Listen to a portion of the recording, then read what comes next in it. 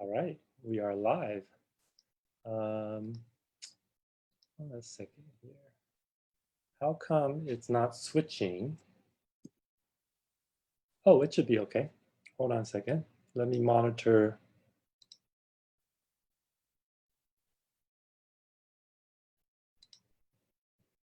Hold on a second. Wait for people to jump on. Yeah, it's all good. All right, all right. We'll wait a few minutes or a minute or 90 seconds for people to jump on. Hello, Corey. Nice to see you. You must know Clark. Do you know Corey? Corey Sparkle? Oh yeah, Corey, what's up? Corey's on. We'll wait a few seconds. So what did you do on the 4th? Not too much? Cooked a lot. Really didn't do anything special. I mean, all the beaches were closed and all that. But yeah, had a good weekend. Relaxed, worked a little bit, sat in the sun, and honestly, we just cooked way more food than we could have possibly eaten for the two of us. But it was fun. Yeah, of course, man. I should have guessed, like, if you're home cooking up that sauce and stuff. We've been using the charcoal grill quite a bit. I love cooking on. I love barbecue and I love charcoal grill. You love charcoal, huh? What do you think about the those Traegers and stuff? They're good. I don't own a Traeger myself yet. We don't have quite the space that I want for that kind of a setup. So we have a small little Weber grill. Yeah. But yeah, I mean, Traegers are amazing. So that's part of the dream for sure. I think I cooked with the charcoal like once or twice only. Okay. And I can never figure out like what the process. So like if I had to do it again like today, I'd be like, what do I do now? I put the coal in first, and I put some lighter fluid, and I let it burn for a while. Does it smell right? You know, all that kind of Yeah, stuff. it definitely helps to get a little practice. I'd recommend no lighter fluid and just putting the chimney, buying these little chimneys is one of the best investments if you have a charcoal grill, because it just efficiently helps heating the charcoals and spreads the heat really well. And you just put like a paper bag or a thing of newspaper that you light underneath that. So that's what makes it really easy to get started. And there's a bunch of little tricks, but you're a smart guy. You'd be fine. It's just been a while for you. Yeah, I probably, but I like you said, like I'm gonna need some instructions. But we'll talk more about barbecue. That sounds awesome. Sounds so good. Hey, welcome everybody to Wisdom Club Live. You notice we are streaming directly to the group for the first time. I know I've been talking about doing it, but you know, with technical difficulties, I didn't always get around to it. But this time, Clark and I finally figured it out, and we are streaming directly to you on this group. So a lot of you already know who I am, and a lot of you have been watching the interview videos that we've been doing. We are on episode 52, and my goal here is to have a good time and bring on interesting, inspiring guests that have a lot to share in regards to their personal lives, their lifestyle, or business.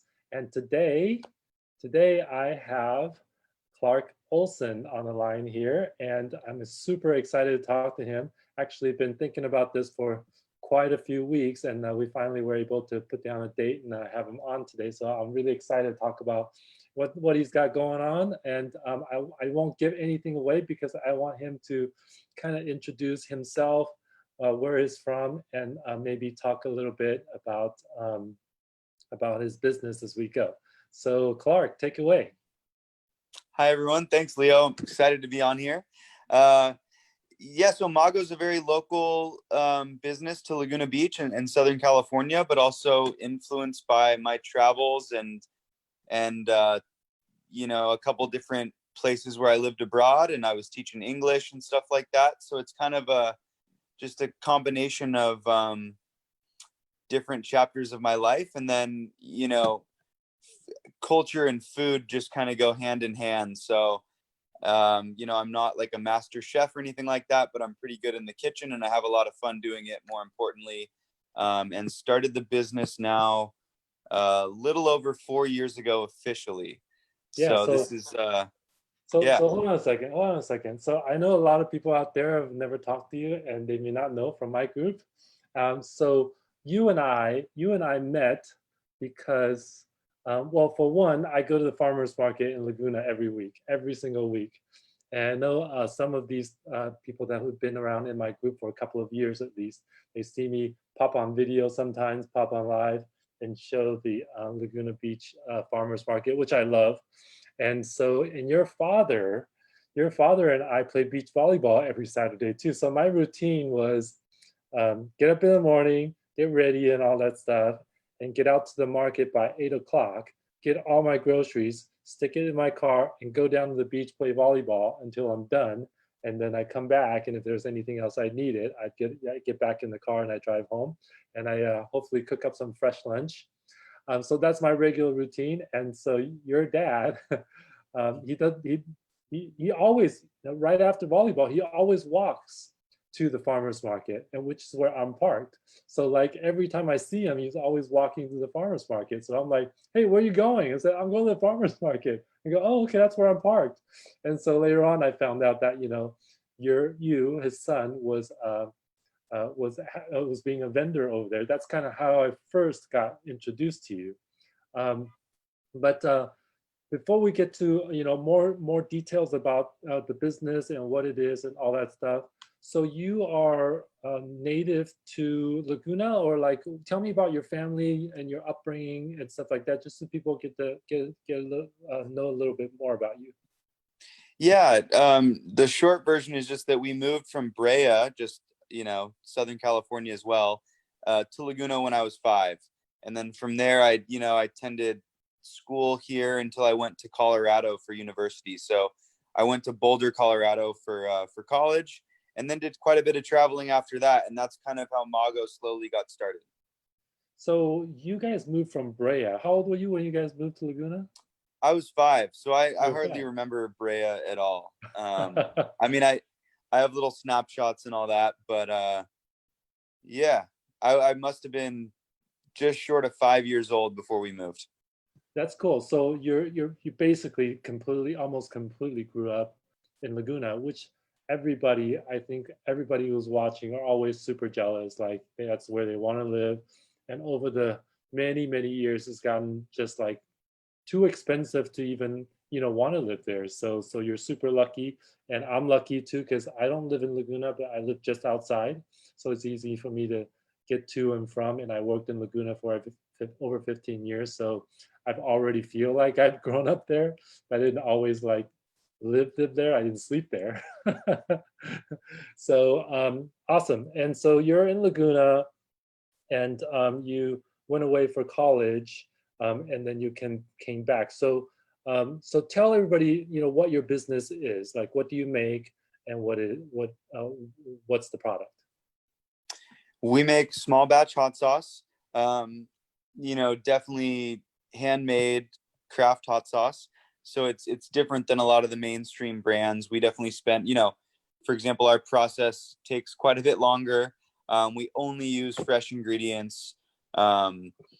So it's been fun so far, learning a lot. And it's basically all just spicy products. So I have a line of hot sauce that we sell.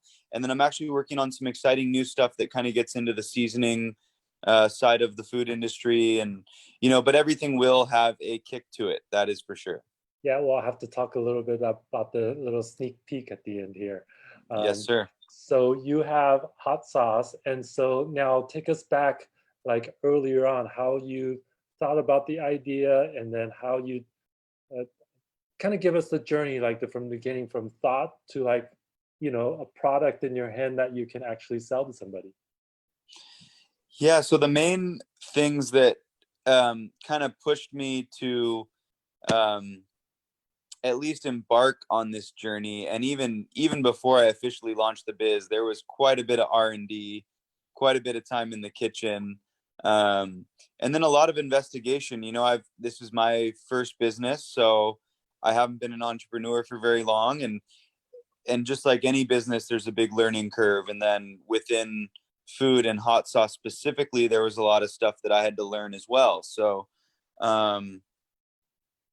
yeah, it's coming together. And I think I got a little bit off topic there, Leo. Oh, no, you're good. You're totally good. I remember when I first started my first online business. I think it's probably 8 years ago. I don't run that business anymore because I'm so knee deep or neck deep into real estate now. But I sold exotic aquarium corals, live corals. Oh, cool. Yeah, and so I had been doing that hobby for 10 years. And so it had just been a hobby. It was just like a money pit. So I was putting money into it because I just enjoy it. I loved it, you know. And so it was just a hobby. But then I got to a point where I was like, well, you know, I have two choices. One, I can stop doing it because I'm sort of not getting burned out or anything, but I sort of like, okay, it's the same thing. It's just this you just keep doing the same thing over and over every year and stuff like that. But if I wanted to take it to another level, then I can actually start a legitimate business. And so you had just reminded me, like, okay, when I first started the business, I was like, okay, what do I need?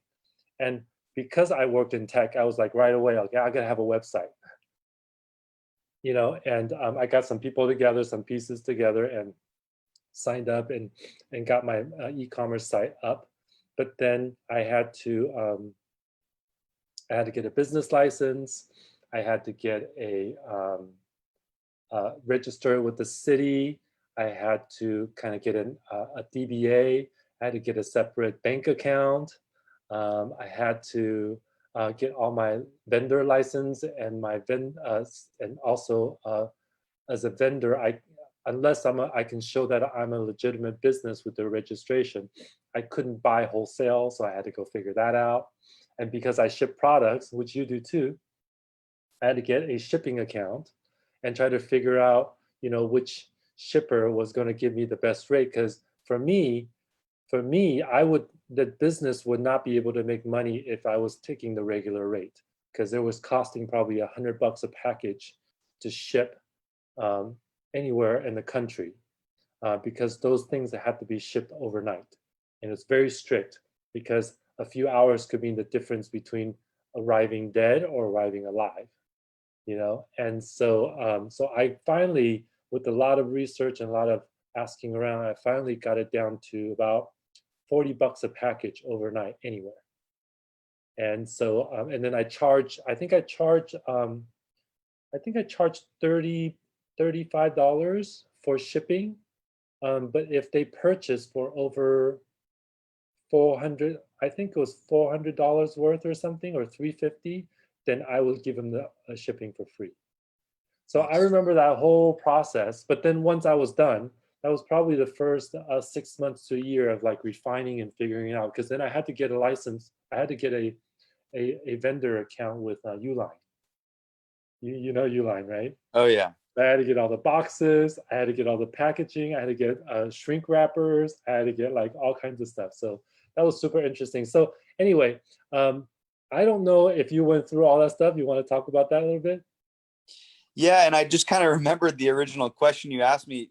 Um, I really got into this through a hobby as well, like you did. And for me, it was, I've always really liked gardening, and so growing a lot of peppers, getting better and better every year, slowly but surely, and then also really getting into cooking and immersing myself in, um, the whole food world. And it's fun because you're able to get creative as well. And after many batches of hot sauce, I started taking it to work and giving it to friends and family, and slowly started catching on and getting enough good feedback to where it was like the light finally went off, and it was like, well, I guess, I don't really know what I'm doing yet, but if I was going to start a business, what would I do?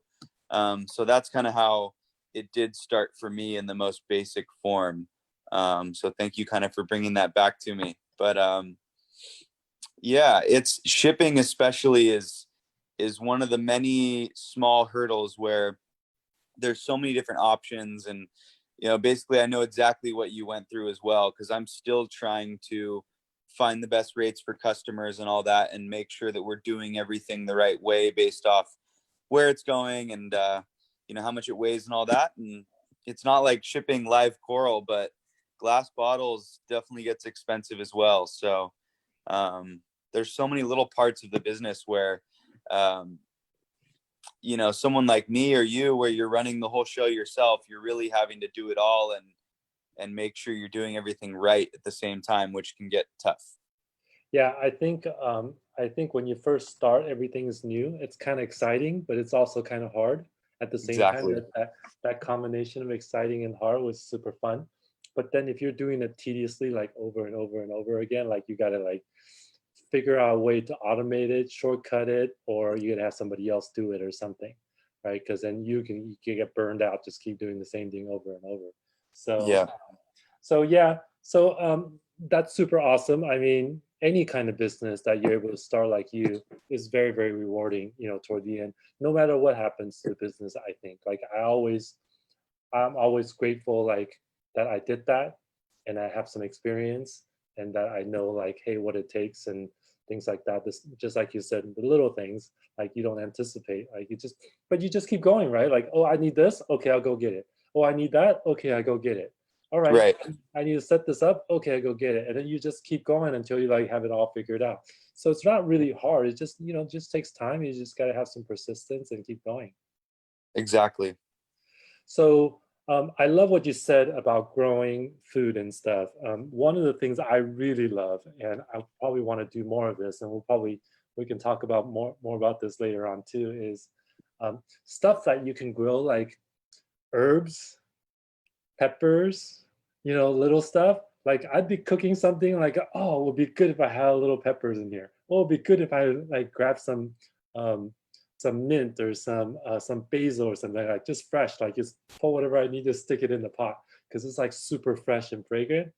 And pepper is one of those things. Like you just like, okay, let me pop a couple and chop it up, and then like just stick it in the stir fry or stick it in, do whatever you're doing. So you are growing these peppers. And then how did that translate from like peppers to like, okay, hot sauce? Yeah, I just really wanted to make my own hot sauce. And at the time that I started making the first few batches, I had just, it was actually around this time of years ago, which is when, right now is about when you start getting most of your peppers. And it really depends on the type and all that and when you started the seeds and all that stuff. But this is kind of that time. And I just had a bunch at the time. And I was just like, finally like, well, the thought hadn't crossed my mind to start a business, but I was very excited to make my own hot sauce. So after I had a lot of it, then it was like, well, who am I going to give this to? And what do they think of it? And that kind of thing. So it started out as like you making your hot sauce because that, oh, that'd be cool to make a hot sauce. So you just made it for yourself. That's kind of how it started. Yeah, there was no concept or thought of a business when I first started. So okay. Yeah, here we are. And then so at what point, like how long did it take you? Like at what point did it turn from like, oh, I might be able to sell some of this stuff and then into a business? Yeah, lots of different batches, lots of changes to the recipes. And then after, I guess it's been a while now, but after it was at least 6, 7, 8 months to where I was like, okay, maybe I could start a business. So it was even before I decided to, the first time I even considered it was probably 6 months after the first couple batches. Okay. So 6 months of trial and error and just kind of doing it. And you thought, oh, if I'm making these batches, I can actually make a lot at the same time. And instead of giving away, I always have some extras left. Like you're starting to think like, okay, well, I wonder how much, I could sell this for, or to somebody like offer you like, hey, I'll give you $5 for it or whatever. Yep, Right? Yeah. exactly. Cool. So, you've had this business for 4 years. And so I know like what I love about your business is that it's super local. You do it yourself. It's a passion business, and because you love the sauce, you love growing. So all your ingredients and everything that you use, you source yourself, like you grow it, or like just depends. Like kind of give you an idea like how you're sourcing everything. Yeah, so it depends on the ingredient. Luckily, there's some bigger produce companies that aren't, I don't deal with any of the massive companies. but they still do, it really helps price wise when you break it down, per bottle, per case, to buy ingredients in the biggest volume that you can. So I work with people like Ingardia Brothers, who a lot of local restaurants will work with, stuff like that. But we get as much as we can of stuff. And then that now I don't have to source everything as much myself. I have help with that finally, where certain ingredients that we might be, maybe it's because we're using them in smaller quantities or they're a little harder to find or they're more specialty. I'll still source those myself. And we'll keep that contact going forward. But yeah, we try to use the best ingredients we can. I create all the sauces myself, so I try to keep it creative and do, basically what our customers are looking for, and then also try to put a twist on it that, in a way that not a lot of these other companies are doing that style of sauce. So Okay. I think all of our products have a little bit of our own little flair to it. Awesome. So I think earlier on we were talking, before we came on, we were talking about maybe showing some of the bottles of your sauce. But I think I got an idea, and you tell me if it's cool. I think what we can do is maybe I can share my screen and we can go on your website and we can kind of talk about some of the products that you have there. That sound cool? Yeah, sure. Okay. That we'll do that in a minute when we're ready. But at this point, things are going pretty well. You know, like steady sales and stuff like that. Did the pandemic make any difference for you? How did all that stuff work out lately? Yeah, and the pandemic definitely made a difference. It's still kind of playing itself out. So, in March when California officially shut down, you could definitely tell, with the sales and the numbers, that it had taken a toll in those first couple weeks. Then everything started to recover pretty quickly. Even in the beginning, the website was pretty solid and picking up a lot of slack.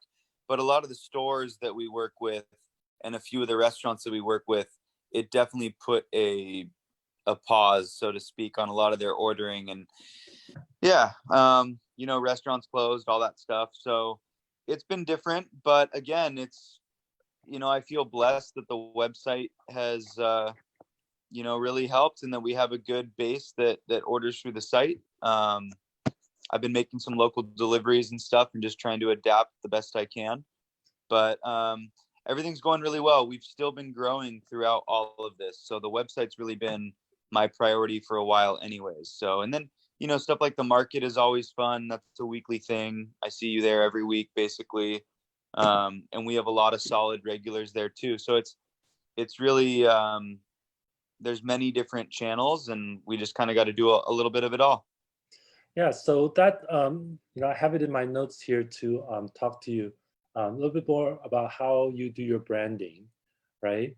And so you have your website. How are you promoting it to any kind of mass degree, or was more of word of mouth? How are you kind of like managing not just the website, but like overall? I know obviously farmers market is just like face to face, maybe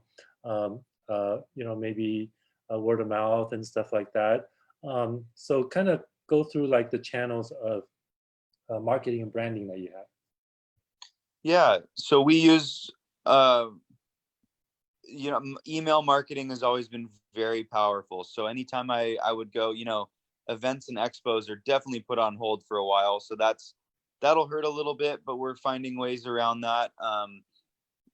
But that's a good way for me to get emails from people that are especially out of our immediate zone in Southern California. So that's been invaluable. And I do email marketing. Anyone who wants our notifications for new sauces, for coupon codes, for recipes, fun stuff like that, you can go onto our website and you can subscribe to our newsletter. So we call it the Mago Tribe. We're all a big family. And, like I said, I share a lot of cool stuff and keep people updated. A little more consistent and frequent is just to follow us on Instagram, catch us on Facebook as well. It's just Mago Hot Sauce. But Instagram is where I give most of the updates. And that's where a lot of our photos are and stuff like that. We kind of tell you how we like to use our different sauces, because they all are very different, and the food pairings kind of vary depending on the sauce.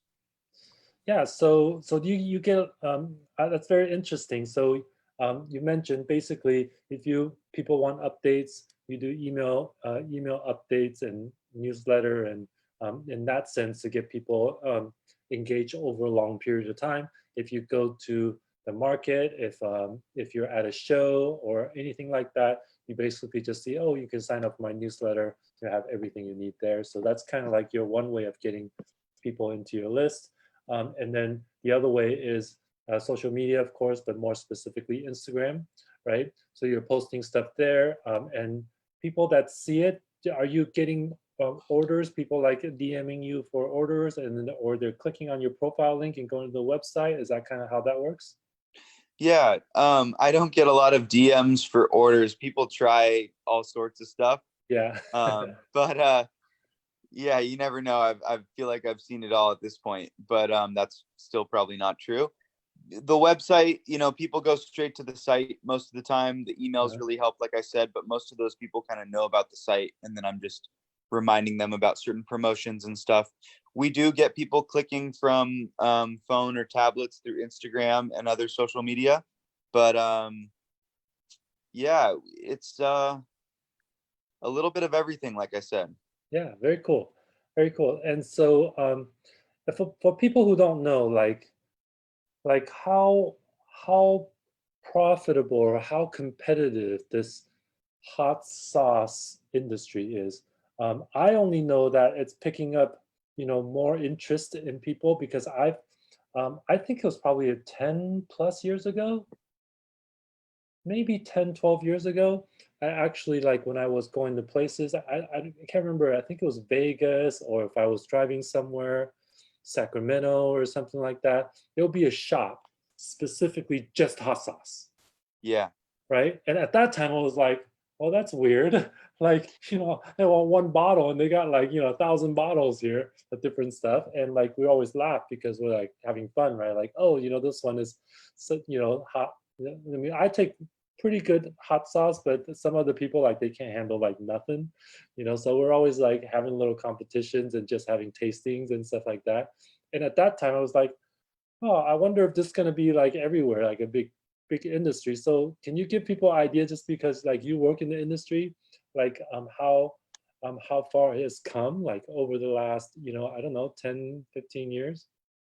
It has really come a long way, and it's a big market. It's still rapidly growing. It's pretty crazy. And having said all that, it is very competitive just on the specialty side of hot sauce alone, kind of where, definitely where Mago is. So kind of, as I mentioned before, we're not necessarily trying to compete with the srirachas, the tapatios, the cholulas of the world. We do wind up on the shelf in certain stores next to them. But I do try to market our products very differently for many different reasons. And just to shout out to all these big name brands, though, that have made the industry what it is, because, I don't know where the industry would be if it wasn't for Hoi Fong Foods and Sriracha or Tapatio and stuff like that. So although I'm trying to do something very different, you got to give them props, because what they've done is pretty incredible for the industry.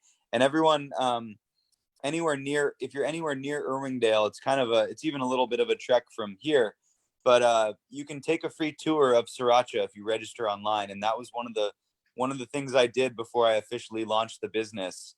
And it's pretty impressive. I mean, they do everything in this huge factory, and they actually only produce their product 4 months out of the year, right after all the chilies are picked. So they have quite the process, quite the system going. It's pretty impressive. But again, to answer your question, it's a huge industry, and having a small part of it can often mean that you're still making a lot of money. But it is very competitive. I go to a lot of these cool expos, and the average hot sauce customer or consumer would be shocked at how cool these events are. I mean, there's so many good sauces and so much good product, but it's a good atmosphere. There's everything from like spicy pepper eating contests to different food contests. They do an award show for all the vendors. They do like a Chihuahua beauty pageant. It's pretty hilarious. And it's such a blast. They do a few big ones all over the nation now. So unfortunately we're all missing the hot sauce family, but hopefully next year when the virus has kind of died down a little bit, we'll get back out there and I'll be traveling again. And it's just a lot of fun. But in general, the food industry is characterized by pretty small margins compared to, stuff like tech or, it's even, I think of alcohol quite a bit because the margins with booze is just also so much. It's such a different business model a lot of times than hot sauce or other food products. So, I hear a lot of people say, well, I've gone national, but I just started making money. And, some of those stories can get daunting and everything, but the food industry, it can be a struggle for sure. And I've heard a lot of the horror stories, but I've also heard a lot of success stories. So I'm pretty excited to keep going. And it's just been so much fun either way. It's been stressful sometimes, but it's amazing. Yeah, I think for this kind of thing, you're like one viral video away from like, fully like national, because like sriracha only, basically only known for that one sauce, right? And it's like all over the world. So there's the potential for that. And sometimes like I'm glad you brought up about the alcohol thing, because I see a lot of correlations. And you have these like in more recent years, they have celebrities that are endorsing or making their own like vodka or something like that, or tequila or something like that. The Rock even just launched a tequila company. Yeah, so I kind of see that as a parallel. Like they can do the same thing, for that kind of stuff. So I think there's a lot of potential there, and like you said, you stick with it so that you can just look for the best opportunities possible. There's a big potential there because you can go from, I don't know what your numbers are right now, but you could go from like making, I don't know, 250 bottles or 500 bottles a month or something like that, to like, I don't know, tens of thousands or hundred thousands, right? Like if once you like spread, like, because if you see that like your sauce can actually be like on every Asian table or something like that, Asian restaurant table, like that's huge, right? Or anywhere that the Buffalo Hot Wings or something like that decided to take you on for whatever reason, right? So then you just like, it just explodes, right? So it's not like one of the other industries where like, oh, you gotta like, work a long time to like build up this thing. It's like it's like this curve, but then, with something like you, it's like kind of like go like this for a long while, and then just some event that happens, cause it to really get a lot of recognition, right? Definitely. Yeah, it's a lot of hard work either way, like I said, but that can really, that can be the difference a lot of the time, especially now with the way social media has taken off and the way it impacts things. And people really do follow the celebrities that they like. They really do follow a lot of what they recommend. Yeah. And it just takes like one video, like tasting your sauce, like, oh my God, this is the best sauce, but I'm hurting or whatever, Yeah. So yeah, super awesome. Uh, let's show some of your stuff. Why don't Sounds we? good. Yeah. Yeah, and On. I'll hold up the ginger lemongrass bottle again. Oh This yeah. we actually have this one for a little bit while longer. This is my second limited release. So it will be gone in a couple weeks here, but it's been really popular and we might even have to bring it back next year. So Cool. let us know if you guys like it. I know some of you might have gotten to try it, but yeah, it's been very popular. Not super spicy, and goes with chicken, fish, pork, all different veggies. Been loving it. Awesome. All right, so let's take a look here. Share.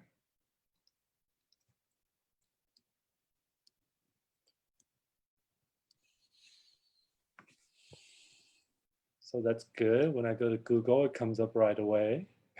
Oh, wow. That's great.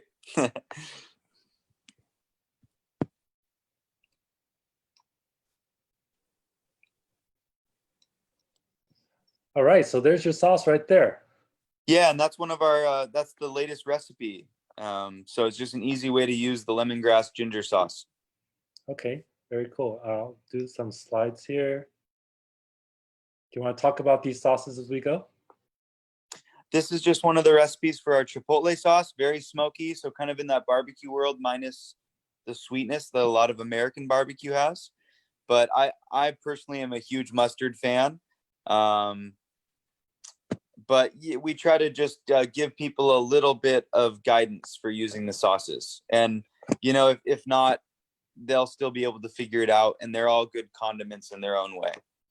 Yeah, mustard is one of those things, like it could go either way, right? Like either because the variants could be so different. One could be more acidic and the other one could be a little bit more tangy, right? Yep. And of course there's like, honey mustard, which a lot of people know too, and you love it or hate it. So like when somebody says mustard, you don't always know what you're getting. You just like try it and you either like it or don't, right?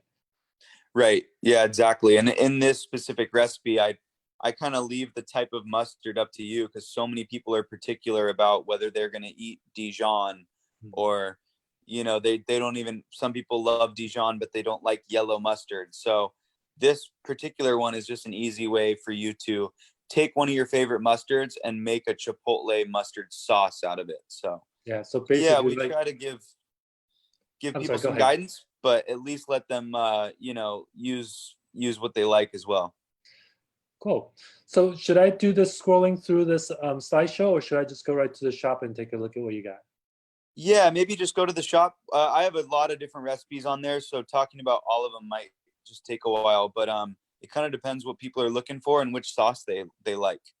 But we have the ginger lemongrass up there still, as you guys can see, and then our other 4 sauces on there we have full time.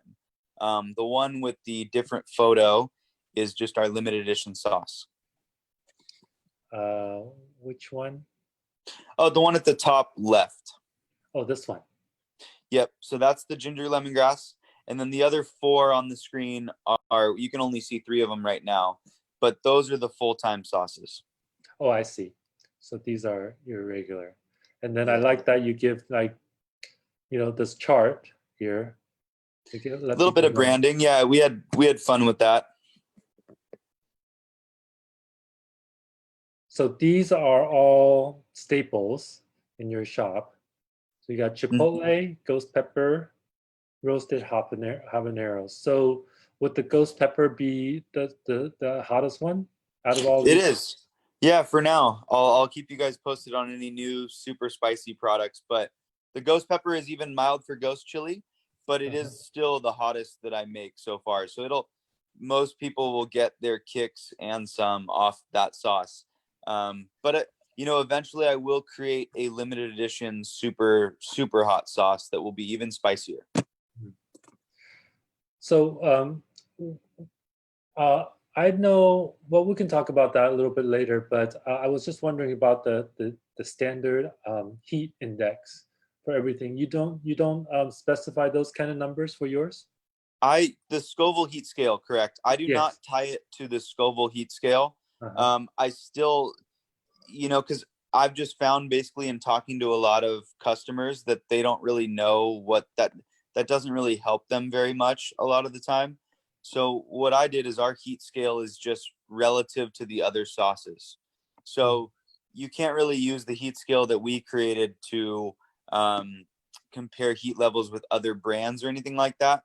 It's just specific to our products. And I found that to be the best way to do it for Mago Hot Sauce. But again, we're always open to recommendations, guys, but this is just kind of our guide for you. And, like I said, the ghost pepper is a little more mild for ghost chili. And then even the roasted habanero, I think that one will always be our #1 seller. And it is a little more mild for a habanero sauce. So they all, like I said before, they all kind of have their own tweak and they all kind of are unique in their own way for the respective pepper that I use or what have you. But yeah, they're all very different sauces. Cool. I really like your graphics here because it really shows the ingredients and then it gives you an idea. Like if I'm looking into Chipotle, I can already tell, like, because of the dried ingredients and stuff like that, that it's gonna be a smoky, Yep, sauce, right? And in the habanero, this seems to me like more of a blend a little bit, that it there's a little is. bit more flavor. And then, the ghost pepper obviously just straight hot, right? Yeah, and there's the feedback has been amazing on that sauce. We've actually won a couple awards for that one as well.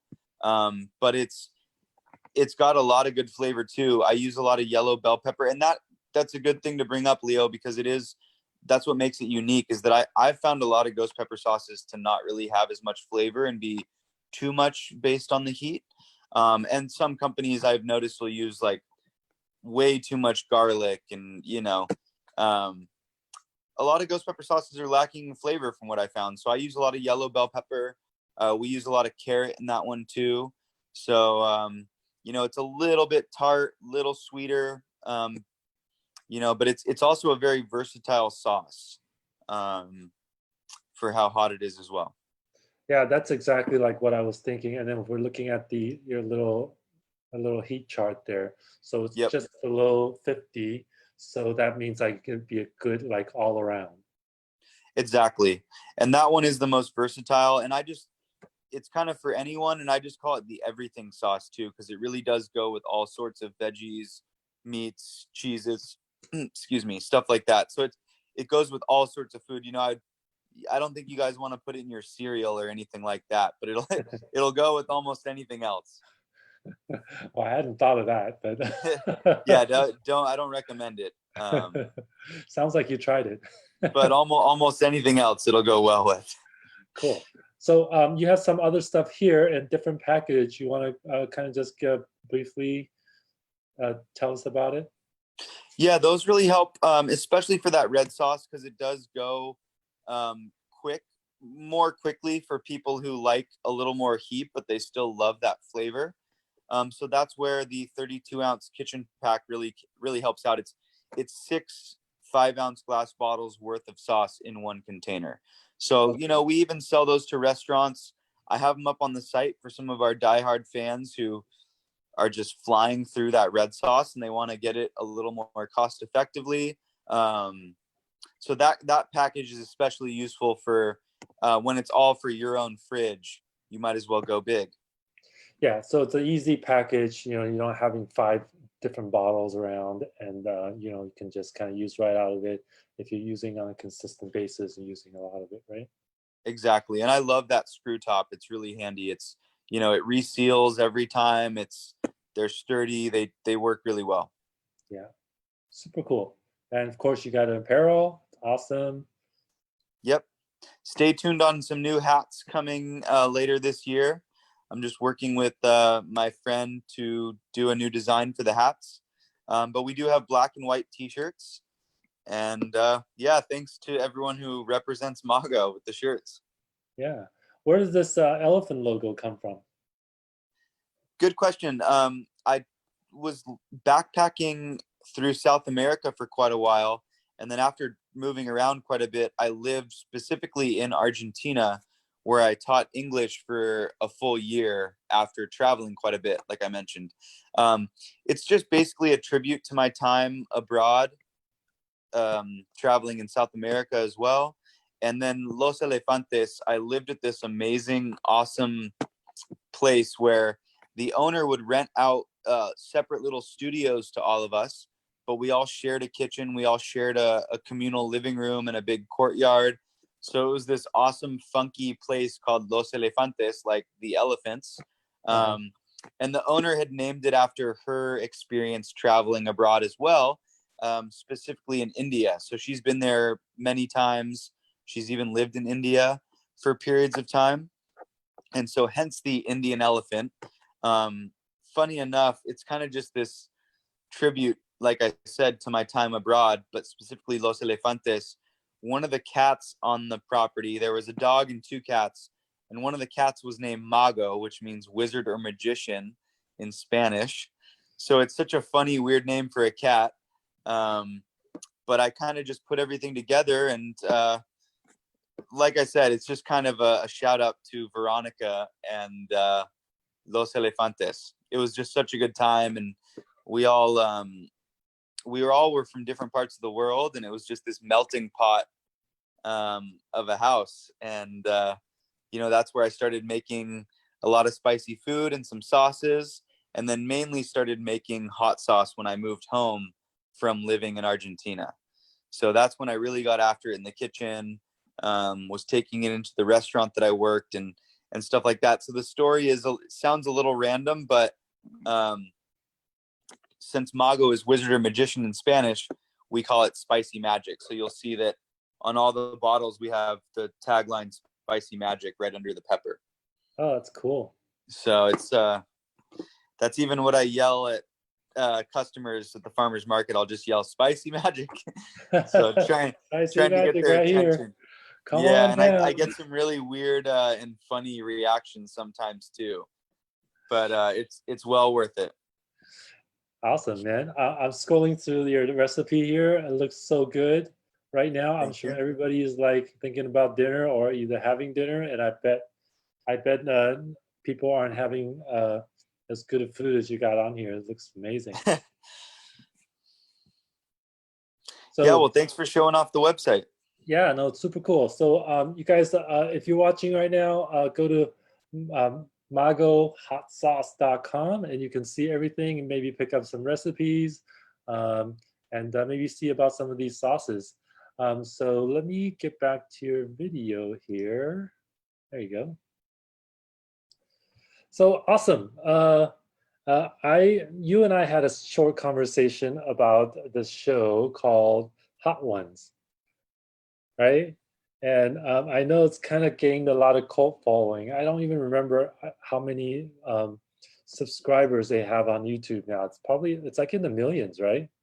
It is in the millions, and I believe they've gone over 10 seasons now. So Sean Evans is cool. They're doing a really good job, and hopefully pretty soon you guys will see Mago Hot Sauce on Hot Ones. Oh, really? Awesome. Yeah, we're working. I mean, they plan everything far ahead of time, obviously, and so I've been in contact with them for a little while and just working on that. That'd be a good move.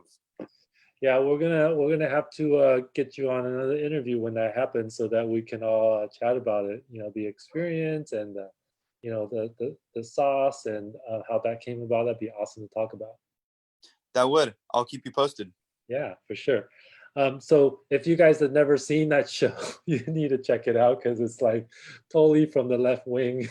I don't know who thought of it, but the concept, like at first you're like, what the heck?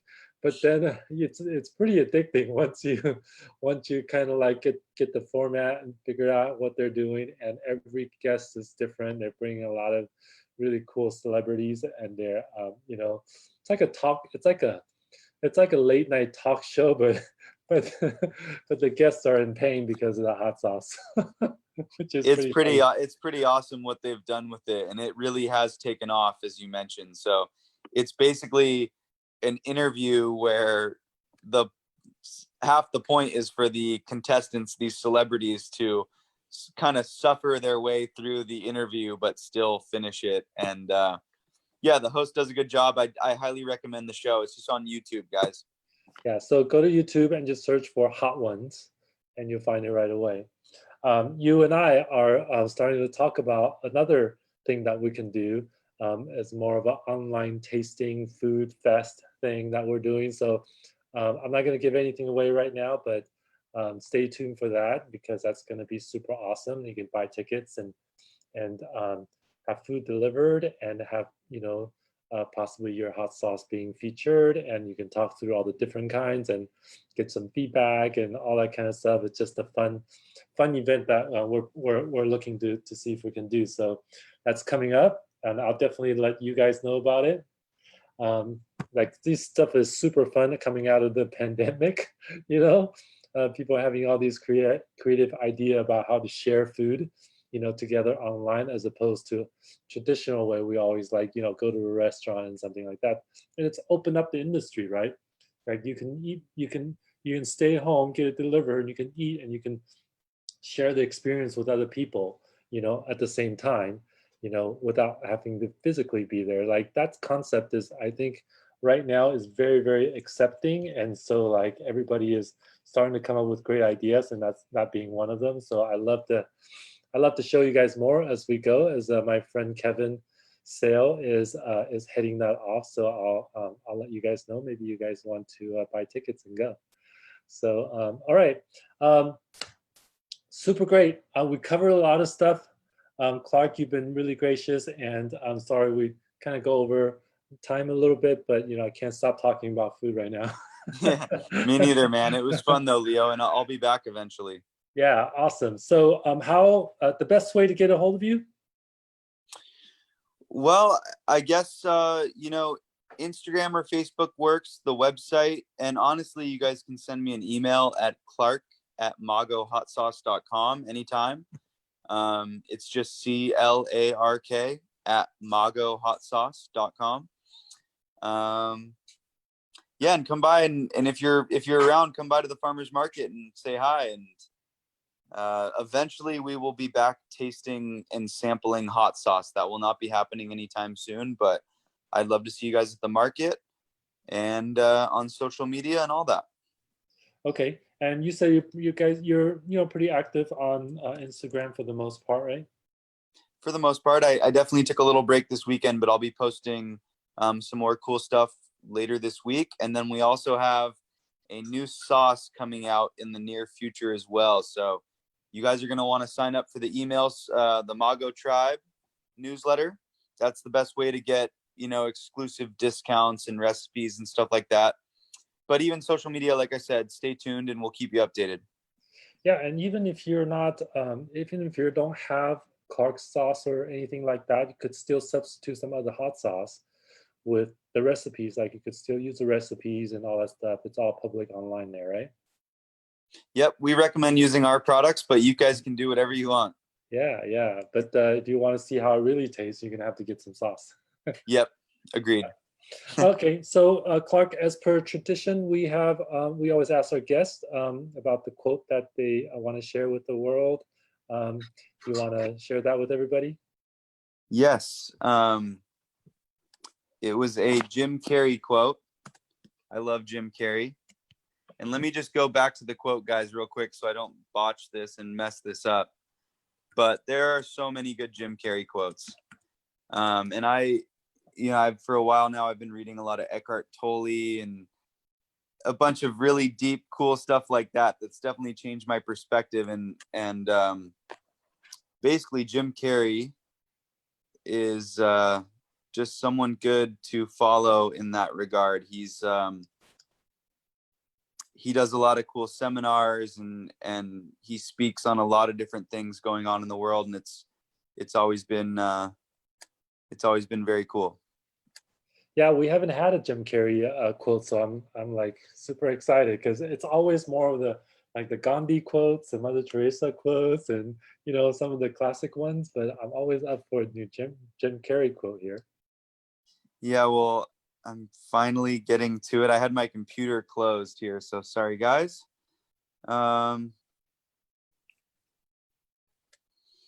Yeah, so again, it just has to do with living in the moment. That's always been very important for me, and I try to do things that keep me in the moment as much as possible. Basically, it's hard sometimes, but it's just good for you.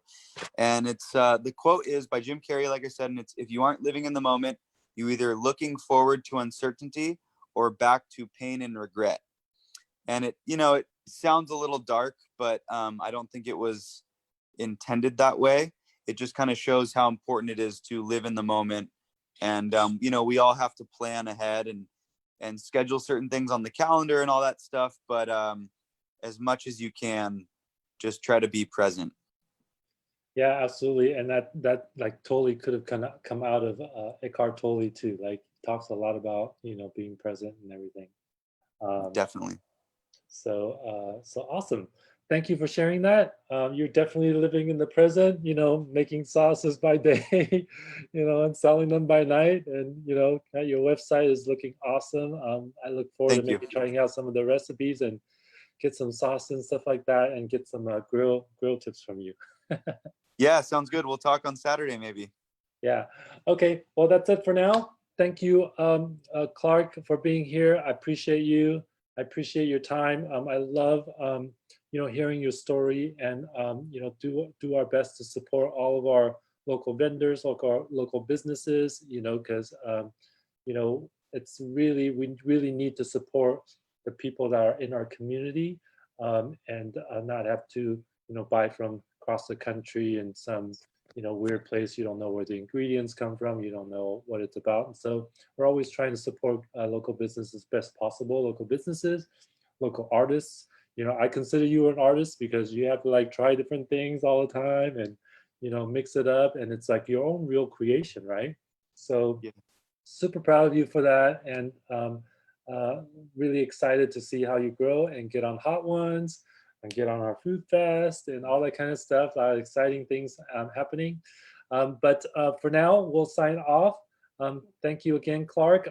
For all of you watching, if you guys want to check out the sauce, go to magohotsauce.com, or go to Instagram for Mago Hot Sauce. You should be able to stay on top of it. Sign up for the email list if you want, and get all the latest. I'm looking forward to trying all of them. I'll give you guys a report back, see if I'm still alive. That's it for now. Happy Monday, everybody. Happy great start to the new July month. And I will see you guys all tomorrow. Bye, everybody. Bye, guys. Thank you, Leo. Thanks.